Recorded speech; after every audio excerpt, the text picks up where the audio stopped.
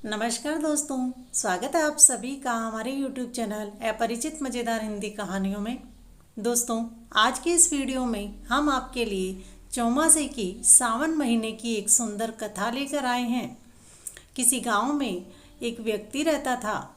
जाति से तो वह ब्राह्मण था, परंतु अपना ज्ञान किसी को नहीं बांटता था। वह प्रतिदिन घर घर जाकर मांग कर लाता और अपना पेट भरता। जो शेष बचता उसे घर में इकट्ठा कर रखता जाता, किंतु कभी दान पुण्य नहीं करता था, कभी पूजा पाठ उपवास नहीं करता, कुत्ते को भी रोटी नहीं दे पाता। समय बीतता गया, परंतु संचय करने की उसकी आदत में कोई बदलाव नहीं आया।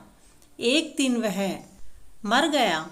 यम धर्मराज जी से बोले, यह जाति से ब्राह्मण है, अतः आप इसे अच्छी योनि दीजिए। वह बोले, इसने अपने जीवन में ना तो कभी अपना ज्ञान बांटा और ना ही कभी दान पुण्य किया है, केवल संचय करने का ध्यान रखा है, व्रत उपवास नहीं किए। इसे कुत्ते की योनि दे दो। वह कुत्ता बन मृत्यु लोक में आ गया।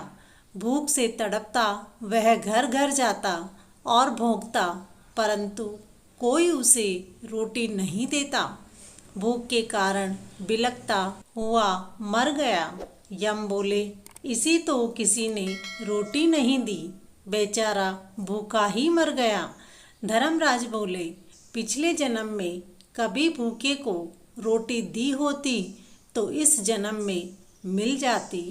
फिर उसे उड़ने वाले काले छोटे जीव की योनि दी, जो गोबर में रहकर उसकी गेंद बनाकर घूमता है।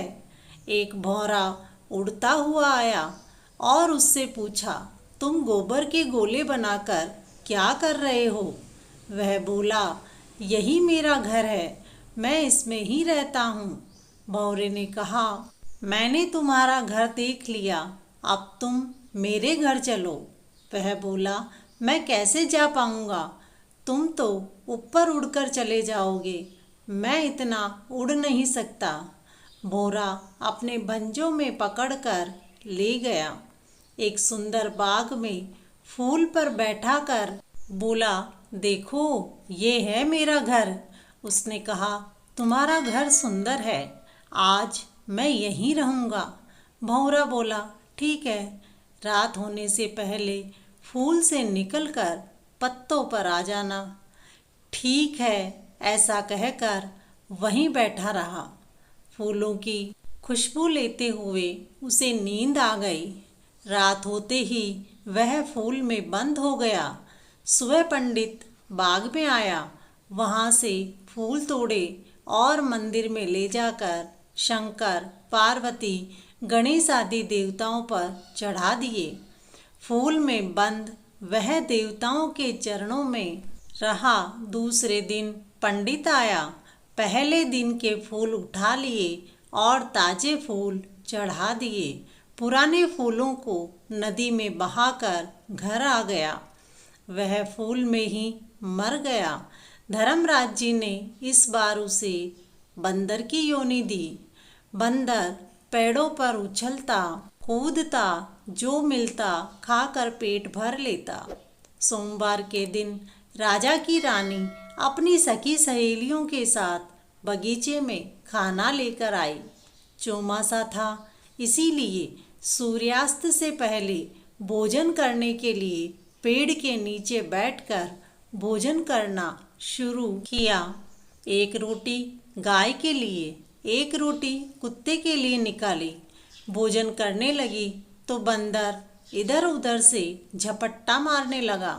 रानी बोली, यह कैसा बंदर है जो व्रत भी नहीं खोलने दे रहा है?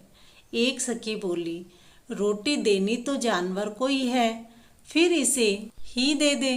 दो दो रोटी सबने उसे दे दी और शिव मंदिर में प्रणाम कर अपने घर आ गई। दूसरे दिन जब शाम के समय चौमासा का व्रत खोलने के लिए बगीचे में गई तो देखा बंदर मर गया है। वह सभी अफसोस करने लगी कि हमारी दी हुई रोटी खाकर मर गया है, हम पाप के भागी हो जाएंगे। मरने के बाद जब बंदर यम द्वार पहुंचा तो यम बोले, महाराज अब इसे कौन सा जन्म मिलेगा।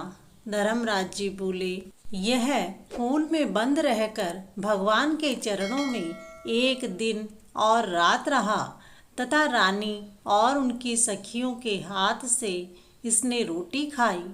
उनके द्वारा किए चौमासे के व्रत का फल इसे भी मिला, जिसके कारण इसका उद्धार हो गया।